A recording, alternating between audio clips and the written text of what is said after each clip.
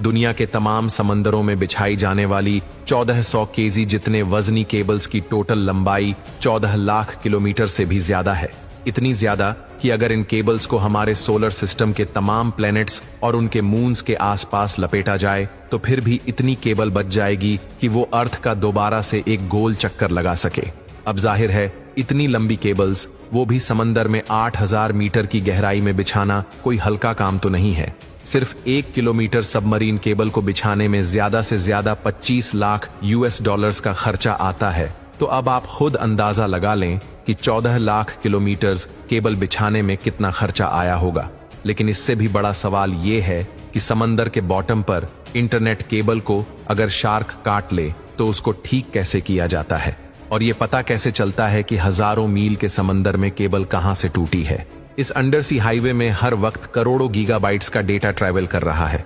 इसका मतलब है कि ये हाईवे भी काफी चौड़ा होगा, यानी ये केबल्स एक आम घरेलू फाइबर ऑप्टिक केबल से ज्यादा मोटी होगी। पर ऐसा नहीं है। देखने में ये येलो और ब्लैक केबल एक हॉज पाइप जितनी मोटी है, लेकिन असल में इसके बीच से गुजरने वाली फाइबर ऑप्टिक केबल बाल जितनी पतली है। तो अब सवाल उठता है कि इतनी पतली तार के बीच से इतना ज्यादा डेटा कैसे भेजा जाता है। इस बाल जितनी वायर को फाइबर ऑप्टिक का कोर कहा जाता है, जो कि ग्लास या फिर प्लास्टिक से बना होता है। इसके बीच से लाइट गुजरती है जो डेटा को छोटे छोटे पैकेट्स में लेकर ट्रैवल करती है। सबसे पहले कंप्यूटर में मौजूद डेटा को इलेक्ट्रिकल सिग्नल से लाइट सिग्नल में एक ट्रांसमीटर की मदद से कन्वर्ट किया जाता है। ट्रांसमीटर ये काम लेजर लाइट के जरिए करता है। ये लाइट सिग्नल पल्स की सूरत में ट्रांसमिट या भेजा जाता है, जिसके सिर्फ 2 ही पार्ट्स होते हैं, वंस और जीरोस। लाइट पल्स 1 को जाहिर करता है और जब कोई पल्स नहीं होता तो वो 0 को जाहिर करता है। इन पल्सेस को एक जगह से दूसरी जगह लेकर जाना कोर का काम होता है, जिसके बीच लाइट ट्रैवल करती है। इस कोर के बाहर एक लेयर होती है जिसको क्लैडिंग कहते हैं, और ये लेयर लाइट को कोर से बाहर निकलने से रोकती है। अगर लाइट कोर से बाहर निकलने की कोशिश भी करेगी तो क्लैडिंग उसको वापस कोर के अंदर ही बाउंस बैक करवाता है। इस प्रोसेस को टोटल इंटरनल रिफ्लेक्शन कहा जाता है। अब ज्यादा फासले पर यह लाइट सिग्नल वीक हो जाता है, जिसके लिए हर 100 किलोमीटर के बाद एक रिपीटर लगाया जाता है जो लाइट सिग्नल को बूस्ट कर देता है। इसी पार्ट को पूरा करने के लिए कोर और क्लैडिंग के ऊपर कॉपर की एक लेयर चढ़ाई जाती है, जिसमें 10,000 वोल्ट का डीसी करंट भेजा जाता है। क्योंकि ओशन के बीच कोई पावर सोर्स तो होता नहीं, इसीलिए इन एम्पलीफायर को पावर देने के लिए कॉपर लेयर से गुजरने वाला करंट काम में लाया जाता है। फाइबर ऑप्टिक केबल एक से ज्यादा सिग्नल्स भी एक साथ ट्रांसमिट करने की सलाहियत रखती है। इस टेक्निक को वेवलेंथ डिवीजन मल्टीप्लेक्सिंग कहा जाता है। अलग अलग कलर्स की लाइट्स को एक साथ फाइबर ऑप्टिक्स से गुजारा जाता है और हर एक कलर की लाइट में अलग अलग डेटा पैकेट्स होते हैं। जैसा कि आप जानते हैं कि speed of light 1080 million kilometre per hour होती है, यानी ये डेटा एक जगह से दूसरी जगह स्पीड ऑफ लाइट से पलक झपकते ही पहुंच जाता है। हजारों किलोमीटर दूर पहुंचने पर यह डेटा फोटोडायोड या फोटो डिटेक्टर की मदद से दोबारा इलेक्ट्रिकल सिग्नल में कन्वर्ट होता है और फिर कंप्यूटर या मोबाइल डिवाइस उसे दोबारा रिकंस्ट्रक्ट करके ग्राफिक्स या फिर किसी भी फॉर्म में ले आती है। कोर क्लेडिंग और कॉपर लेयर के अलावा सबमरीन केबल के मोटे होने की वजह इसके ऊपर मौजूद 7 और लेयर्स भी हैं, जिनका काम केबल को पानी के एक्सट्रीम प्रेशर से बचाना होता है। लेकिन इसके बावजूद भी ये केबल अर्थक्वेक्स, शार्क अटैक्स और समंदर के अंदर ही वोल्केनिक इरप्शन से डैमेज हो जाती है। लेकिन सबमरीन केबल के डैमेज होने की सबसे बड़ी वजह फिशिंग होती है। समंदर के बॉटम में अगर सबमरीन केबल डैमेज हो जाए तो फिर इनको ठीक कैसे किया जाता है? ठीक करना तो बाद की बात है, लेकिन सबसे पहले हजारों किलोमीटर की वायर कहां से डैमेज हुई है, उस लोकेशन का पता कैसे लगाया जाता है।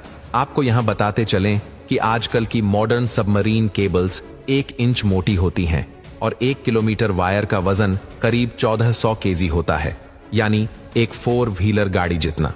समंदर में इंस्टॉलेशन के लिए ऐसी हजारों किलोमीटर वायर वन पीस में समंदर के बॉटम पे स्पेशल शिप्स की मदद से इंस्टॉल की जाती है। पूरी रिसर्च के बाद जब एक खास एरिया चुना जाता है तो वायर के बड़े बड़े रोल्स शिप में लाद कर उस लोकेशन पर लाए जाते हैं।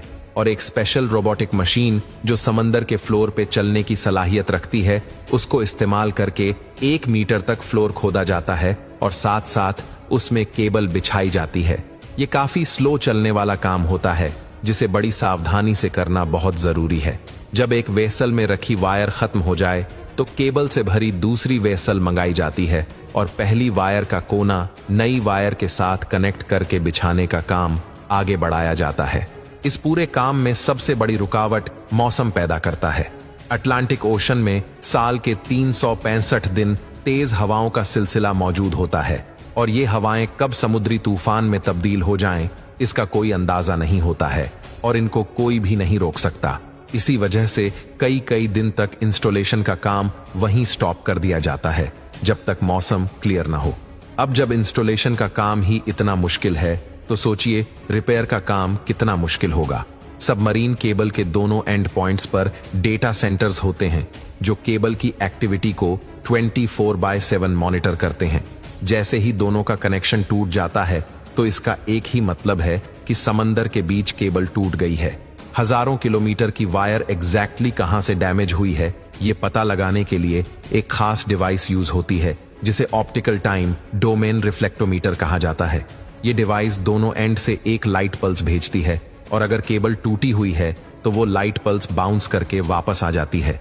वापस आने वाला पल्स कितनी देर में वापस आया और सिग्नल की मजबूती कितनी बची है, इससे अंदाजा लगाया जाता है कि एग्जैक्टली कितने किलोमीटर्स के बाद केबल में डैमेज है।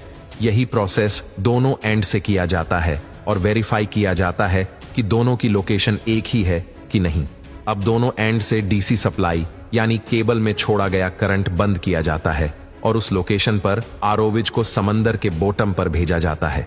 आरओविज की मदद से पहले फिजिकली केबल का मुआयना किया जाता है और फिर केबल को बाहर निकालकर ऊपर मौजूद वेसल तक लाया जाता है। केबल का वो हिस्सा जो डैमेज हो गया हो वो काट कर उसमें दूसरा पीस लगाया जाता है। फाइबर ऑप्टिक का कोर क्योंकि ग्लास का बना होता है, इसीलिए ये काम काफी सावधानी से करना होता है ताकि एक ग्लास दूसरे के साथ वैसे ही जुड़ जाए जैसे वन पीस में था। इस प्रोसेस को स्प्लाइसिंग कहा जाता है। अगर केबल कम पड़ रही हो या समंदर का बॉटम काफी ज्यादा नीचे हो तो पहले एक हिस्से को ऊपर उठाया जाता है, उसमें दूसरी एक्स्ट्रा वायर जोड़कर दोबारा नीचे बिछा दिया जाता है। फिर यही प्रोसेस टूटी हुई वायर के दूसरे एंड पे भी किया जाता है।